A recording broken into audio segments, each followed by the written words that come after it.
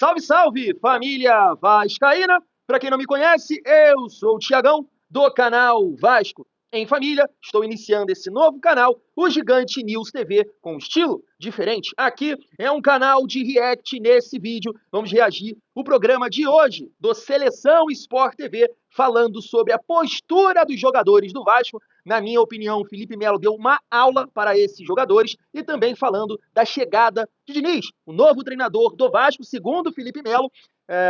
Claro, ele vai comentar, né, na ideia do Diniz assumir contra o Vitória já, mas me parece que não é isso que vai acontecer. O Diniz só vai comandar o time na partida contra o Lanús. Mas, segundo ele, na visão, ele fala que vai ser um outro Vasco, pelo menos na postura. Olha, ele dá ali um desabafo como ex-jogador bem interessante para a gente debater aqui nesse vídeo. Então, dá aquela força para esse canal, se inscreve, deixa o like, tamo junto, vamos seguir aqui.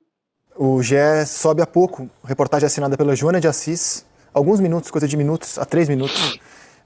Vasco encaminha a contratação de Fernando Diniz. No fechamento de domingo, o Eric Faria trazia a informação de que o Diniz tinha muita vontade de assumir, ele sempre foi o sonho do presidente do Vasco, do Pedrinho, e agora chegaram a um acerto financeiro e o anúncio deve ser feito nas próximas horas, apuração da Joana de Assis, publicação do GE. Muito pela derrota de ontem, né? Você perde o jogo 4-1 do jeito que foi, sem o time competir. Né? Assim, ontem foi realmente um vexame absoluto que o Vasco fez, né? Para o seu torcedor, que os atletas fizeram. Gostei muito da entrevista, depois a gente vai ver do Verratti, quando terminou o jogo, colocando a cara dele como capitão líder. Ele ainda falou assim, olha, eu queria falar muito mais coisa aqui, mas o que eu estou falando aqui, eu já falei no vestiário. Eu estou externando algo aqui que eu já falei no vestiário. Então, assim, essa derrota realmente fez com que o presidente do Vasco, no caso o Pedrinho, falou, vamos agilizar, porque se tem algum problema de dinheiro agora, temos que trazer o que nós temos de melhor. Inviabilizou qualquer Verratti possibilidade. Falou que foi uma vergonha, ele falou isso em manchete pro Vasco. É a primeira vez que um time brasileiro toma 4 gols de uma equipe venezuelana. Não tem como definir de outra forma, né? O jeito que o Vasco jogou, assim, a gente pode falar aqui de várias questões de jogo, né?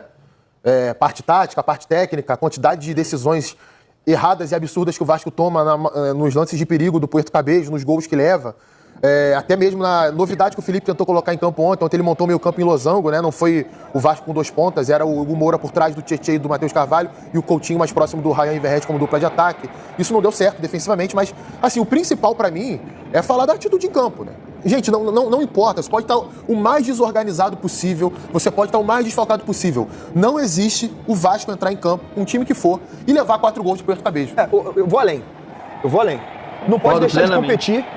Já não pode deixar de competir, agora ele tá dentro de campo. Acho que o resumo do jogo é o gol de um atleta de 1,59 m, à frente do lateral esquerdo do Vasco, do Piton, e o Piton sem fazer absolutamente nada. Isso mostra a falta de vontade do atleta dentro de campo. Porque se o atleta ele tá focado, como o Lucas Evangelista, você vê, faz a leitura corporal, fala assim, o cara tá focado.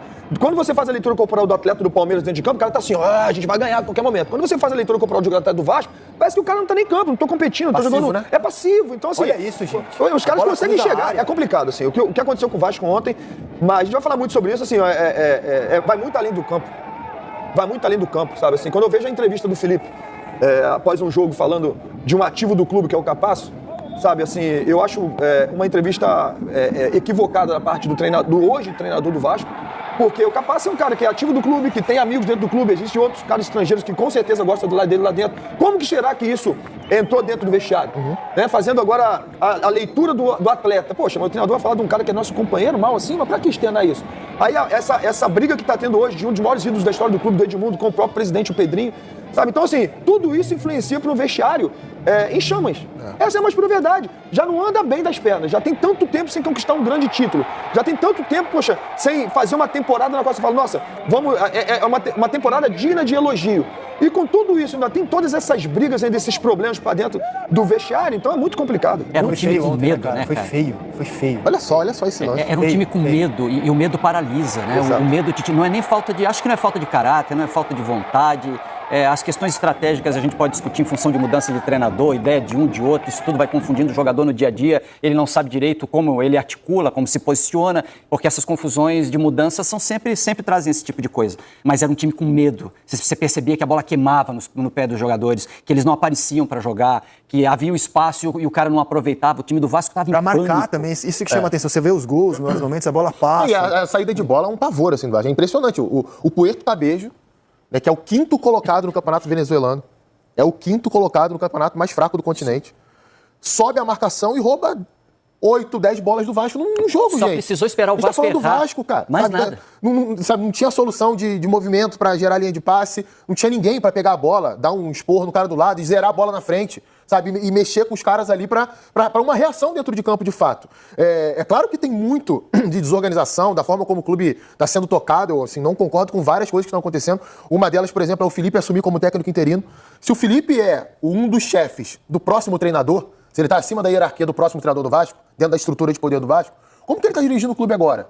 Já que o Vasco tem outros profissionais da comissão técnica que poderiam fazer isso. Foram 3 jogos. Foi o pedido dos jogadores, até onde eu sei. Empate com o Operário. Esse ano, né? Ano passado também ele assumiu interinamente. Esse ano foi empate com o Operário. Foi derrota para o Palmeiras, que para mim é o melhor desempenho do Vasco nesse período. Jogou bem, competiu, né? E a vergonha de ontem. Eu vou chamar de vergonha porque o próprio Verratti usou esse termo. Ele usou essa expressão. Não, mas ontem não tem para onde correr. Não tem. Eu não achava má ideia a possibilidade de efetivação do Felipe. Efetivação como treinador? Isso. A questão é que desde o início... Eu não achava má ideia. Eu acho bom treinador. Desde o início, o próprio Pedrinho falou que essa não era a ideia deles, né? Não, Foi um pedido dos jogadores, mas depois, em virtude do que aconteceu na reta final do Brasileiro. Depois da pedida do Diniz, depois que o Diniz se aproximou tanto, dizem, né, daqueles tais 2 milhões, esse número virou um mantra hoje no futebol brasileiro, porque todo treinador quer ganhar 2 milhões, mas depois que se aproximou desse número, o Vasco recuou. O Vasco não tem condições de pagar 2 milhões para ninguém, para treinador nenhum. Então, o Felipe começa a surgir como uma possibilidade real. O Felipe começa no dia a dia a agradar vestiário, a criar um ambiente que podia ser favorável. Mas o que aconteceu ontem inviabiliza qualquer ideia de continuidade, cara. E, como disse o Felipe, certamente acelerou o encaminhamento do acordo com o Diniz, que o Felipe comentou isso domingo, né? Se fechar, ele vai dar no dia seguinte, ele já estreia no dia seguinte. Vai dar no dia seguinte, vai mudar totalmente a postura dos atletas do Vasco. A gente pode ter certeza que o próximo jogo do Vasco com o Diniz, se realmente acontecer, e vai acontecer, pelo que eu penso, o Diniz vai mudar totalmente o ambiente do Vasco. Ele vai fazer esses atletas... Vitória sábado. Vitória sábado. Porque se nós pensarmos... Fora de casa, no Bardão. Se nós pensarmos... Eu tenho alguns amigos vascaínos, nós estávamos conversando, e... Eu falei, cara, o time do Vasco não é... Meu modo de pensar, se você pegar jogador por jogador, o time não é esse desastre todo, não. Pelo amor de Deus, não é essa vergonha. Não é essa vergonha. Tem bons jogadores. Não é o 8º colocado que o Pedrinho falou. Exatamente, mas também não vai brigar pra não cair. Vai fazer um campeonato digno, sabe? Então, assim, eu acho que a chegada do Diniz vai dar esperança. Vai dar esperança porque o que o Diniz faz de melhor é cuidar do ser humano, cuidar do profissional e fazer o cara realmente só jogar futebol. E, sobretudo, jamais ele vai deixar que aconteça o que aconteceu nesse jogo de ontem, a falta de postura do Vasco para jogar contra um time como o Porto Cabelo, com todo respeito, né? Mas tomar 4 gols dele sem competir, sem nada, é tanto que vergonhoso. nunca na história do futebol brasileiro um time do nosso país tinha levado 4 gols de uma equipe venezuelana. A gente não tem a entrevista do Verratti para mostrar porque ela foi para a ESPN, detentora dos direitos, mas a gente transcreveu a declaração que está gerando tanta repercussão hoje. Ele usa a palavra vergonha por 3 vezes. É uma vergonha, ele falou, a gente colocou em português, o que vou dizer aqui já falei da porta para dentro, não podemos botar a culpa no treinador, passaram vários treinadores e não podemos botar a culpa no presidente. A culpa é nossa, a verdade é que estou com a cabeça quente, estou tentando ser comedido com minhas palavras, mas a verdade é que temos que sentir vergonha. Tomara que isso sirva para começarmos a crescer. Temos que pedir desculpas aos torcedores, porque hoje foi uma vergonha. Usou a palavra vergonha por 3 vezes e agora a gente ouve que o Felipe, na última partida dele como técnico interino, se de fato fechar o acordo com o Diniz, falou lá na Venezuela. Temos que pedir desculpa ao nosso torcedor. É um jogo para se esquecer. Faltou muita atitude dentro de campo, muitos erros individuais. Isso acabou prejudicando. Acho que é um jogo para ser esquecido, porque realmente houve muitos erros individuais e com o Porto Cabelo ganhou na atitude. Acho que tomou uns gols na bola parada, enfim. Realmente, a maioria dos jogadores muito abaixo do que pode render. A maioria dos jogadores muito abaixo do que pode render, disse o técnico interino e também diretor responsável pela montagem do elenco, do time, etc. Eu tenho uma certa objeção a essa fala especificamente, né? Eu acho que, assim, é claro, os jogadores estão abaixo, eles são, sim, os maiores culpados nisso, porque entraram em campo e a atitude foi realmente muito abaixo daquilo que deveria ter, mas o time também foi um time desorganizado. Isso também tem responsabilidade do treinador, tem responsabilidade de quem gere o clube na preparação para esse jogo. Então tem que compartilhar essa culpa, até para não ficar parecendo que você está jogando apenas na conta dos jogadores. Os jogadores têm que ser responsabilizados, sim, mas vamos dividir essa culpa para todo mundo, até porque planejamento, preparação para jogo, a troca de esquema tático, né? Definição de função para alguns jogadores, quem vai pro jogo, quem entra, quem sai de estratégia. Tudo isso é o treinador que faz, cara. Torna mais feio ainda o jogo de ontem o fato de o Vasco ter poupado o Verratti e o Coutinho contra o Palmeiras para dar um peso maior à Sul-Americana. Então você poupa seus dois principais jogadores, ou seguramente o principal jogador, visando a partida de ontem fora de casa e acontece o que aconteceu. Depois vendeu o mando de campo, né? Ainda tem isso. Depois de vender o mando de campo, tirar o jogo de São Januário, onde é o caldeirão do Vasco, onde 3 pontos, né, fazem total diferença para a realidade do Vasco hoje. Então vendeu o mando de campo e tirou dos seus dois maiores jogadores. Aconteceu também depois do Corinthians, que ganhou o jogo, mas ganhou jogando mal também. Poupou contra o Corinthians, né? Poupou, aliás, mais até do que poupou contra o Palmeiras. E no jogo seguinte, que era também contra o Porto Cabejo em casa, gol de 1-0 jogando mal, e agora poupa e também não dá a resposta. Então, assim, eu acho que isso também tem que ser comentado, né? Você poupa para dar uma resposta sul-americana, e a resposta não vem na sul-americana. Porque, assim, em tese você vai poupar por uma questão de administração física. Só que se você não está organizado, se você não está confiante, se o time não vai funcionar em campo, a parte física acaba não aparecendo desses jogadores. Mas nesse caso... Esses caras precisam da bola, por exemplo, o Coutinho precisa da bola no pé, num setor de campo mais confortável para ele. Se a bola não vai chegar para ele ali, ele vai, uma hora ou outra, vai voltar para pegar essa bola? Vai. Mas vai fazer isso toda hora, o jogo inteiro? Não vai. O Verratti precisa da bola na área. Quantas bolas chegaram na área para ele ontem? O que me deixa constrangido não é assim... Rapidamente, só para comentar em cima do que o Rodrigo Coutinho está falando aqui, mas eu acho que parte dessa organização que faltou no jogo de ontem é muito do condicionamento físico dos atletas. O Vasco está cansado, o desgaste bateu, é claro isso, tá muito... você vê em cada lance ali que o Hugo Moura se posiciona melhor, ele faz as coberturas melhor que aquilo que aconteceu ontem. Então os jogadores do Puerto Cabello passaram o carro, né? Eu não estou dando desculpa aqui, mas passaram o carro. Então é o que eu venho falando aqui e lá no outro canal. O Felipe precisa, né, nesse próximo jogo, não deve ser o Diniz, precisa colocar em campo jogadores mais físicos, jogadores com força física. Não dá para jogar Coutinho e Verratti juntos, porque o Vasco perde muito com os dois sem a bola. E é um time que tem dificuldade de ficar com a bola, porque é um momento técnico terrível dos jogadores do Vasco nessa sequência. E aí chamam a atenção para o jogo contra o Palmeiras. Como é que nessa sequência recente de Lanús, Cruzeiro, Operário, Palmeiras e Puerto Cabello, você joga melhor contra o melhor time dessa sequência? Como é que pode um negócio desse? Me explica uma situação dessa. Aí você vai pegar, né? Então, vamos observar de perto o que aconteceu nesse jogo contra o Palmeiras. Foi um jogo que o Vasco colocou jogadores mais físicos em todos os setores do campo, principalmente do meio para frente. E esse time do meio para frente conseguia recompor, conseguia organizar melhor, fazer, né, correr, preencher os espaços, porque tem mais força física. Então o time contra o Palmeiras foi mais organizado do que ontem, porque também faltou essa condição física. O Ryan faz a recomposição mais rápido que o Verratti. O Nuno é mais móvel do que o Coutinho, né? Preenche aqui, aparece ali. O Lloyd é mais rápido do que o Nuno para atacar o espaço e puxar contra-ataque. Então a melhor atuação do Vasco nessa sequência foi contra o melhor time que a gente enfrentou nos 5 jogos. Então você tem que pegar esse jogo de referência e tentar replicar aquilo ali nas próximas partidas. Isso é muito claro. Isso vai acontecer como? Jogadores mais físicos. Tanto os jogadores que estão desgastados tem que ser poupado. Mas vai poupar no brasileiro? O que não pode é você ter jogadores com aquele nível ali de atenção, de entrega, se tá pesando no condicionamento físico. Foi o caso do Piton, foi o caso do PH, foi o caso do Hugo Moura. Então você tenta colocar jogadores que estão bem para performar, para correr, para lutar, para preencher espaço. Esse é o primeiro de tudo que tem que acontecer. E aí depois você pensa no lado tático e técnico. Tecnicamente e taticamente falando, não dá mais. Principalmente fora de casa. Principalmente em jogos que você entende que você vai precisar ter uma transição rápida, em alguns momentos pressionar o adversário. Você não consegue fazer isso com o Coutinho e com o Verratti. Então, a ideia para o próximo jogo, se o Felipe continuar comandando o Vasco, eu acho que ele tem que replicar o que aconteceu no jogo contra o Palmeiras. O Lloyd vai estar machucado, não vai ter um jogador para correr ali na frente. O que você faz? Na base. Vai lá na base e bota um moleque pra correr ali. No meio campo, você vai escolher o Verratti pra jogar esse jogo, Coutinho no banco. Você vai escolher o Coutinho pra jogar esse jogo, Verratti no banco. É assim que tem que ser o time do Vasco daqui pra frente. Porque se não tá bem tecnicamente, tem que competir fisicamente. O cara pode errar tecnicamente, pode errar taticamente. Né? O time pode estar mal posicionado dentro de campo, sabe? Assim, o treinador pode errar na fala, que não pode ter a falta de compromisso. A falta de compromisso de entrar e honrar a camisa do Vasco dentro de campo, sabe? Assim, o Verratti, quando ele fala da vergonha, é por causa da falta de compromisso. Nós temos que ter vergonha na cara. A falta de compromisso. Nós deixamos de ter atitude hoje dentro de campo. Isso não pode existir. Assim, não tem como. Porque se você colocar 11 meninos da várzea para jogar, colocar a camisa do Vasco, pelo menos os caras vão correr, os caras vão lutar. Então, eu jamais vou deixar de criticar a falta de algum atleta, né, ou de um time de compromisso com o seu próprio time, sabe? Assim, porque isso é feio. Essa impressão que passa pro externo é feio demais. O torcedor do Vasco, eu não sou torcedor do Vasco e eu fiquei ontem indignado quando estava assistindo. Eu estava no carro assistindo, voltando de um lugar com a minha esposa, e eu estava assistindo o jogo no carro e eu estava indignado com a falta de compromisso. E meu amigo vascaíno mandando mensagem, cara, tá vendo isso, tá vendo? Eu falei, cara, é impressionante o que está acontecendo. E eu sei que eles estão sentindo isso aí, mas de fato tem que mudar para ontem, porque, assim, já não dá nem para dizer, assim, o Vasco, eu cresci vendo o Vasco gigante. Eu cresci vendo o Vasco gigante. Hoje, será que o Vasco continua sendo esse gigante ou já é um gigante adormecido? É uma pergunta que eu faço. Gera um bom debate, porque tem história de gigante.